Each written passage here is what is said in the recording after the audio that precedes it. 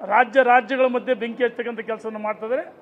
ಇವತ್ತು ಭಾರತ ದೇಶವನ್ನು ವಿಭಜನೆ ಮಾತಾಡಿದರೆ ಇದನ್ನು ತೀವ್ರವಾಗಿ ಖಂಡಿಸ್ತೀವಿ. ನಿಮಗೆ ಭಾರತ ಮಾತೆ ಬಗ್ಗೆ ಗೌರವ ಇದ್ದರೆ ಇಂಥ ವಿಭಜನೆ ಮಾತನ್ನು ಆಡ್ತಿರಲಿಲ್ಲ. ನಿನ್ನೆ ಮಾಗಡಿ ಬಾಲಕೃಷ್ಣ ಅವರು ಹೇಳಿದರು, ಮಂತ್ರಾಕ್ಷತೆ ಕೊಟ್ಟು BJP ಮತ ಕೇಳ್ತಾರೆ, ಭಾವನೆಗಳ ಮೇಲೆ ಮತ ಕೇಳ್ತಾರೆ. ನಾವು ಭರವಸೆಗಳು ನೀವು ಮತವನ್ನು ಕೊಡಿದ್ರೆ ವಾಪಸ್ ಪಡ್ತೀವಿ ಅಂತ ಹೇಳಿದ್ರಿ. ಈ ರೀತಿ ನಿರಂತರವಾಗಿ ವಿವಾದಾತ್ಮಕ ಹೇಳಿಕೆಯನ್ನು ಕೊಡ್ತಿದ್ದಾರೆ. ಇದನ್ನು ತೀವ್ರವಾಗಿ ಖಂಡಿಸ್ತೀವಿ.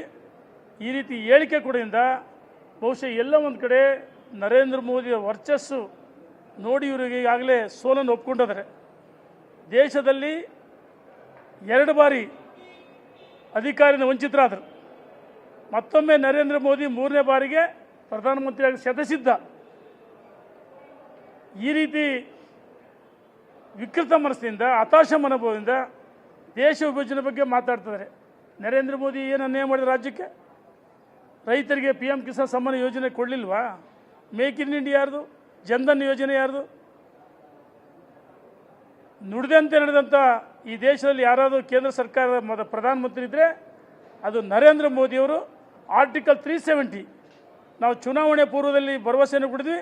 ಆರ್ಟಿಕಲ್ 370 ಅದು ತೆಗೆದಾಕಿದ ಮೇಲೆ ಜಮ್ಮು ಕಾಶ್ಮೀರದಲ್ಲಿ ಜನ ಇವತ್ತು ನೆಮ್ಮದಿಯಿಂದ ವಾಸ ಮಾಡ್ತಿದ್ದಾರೆ.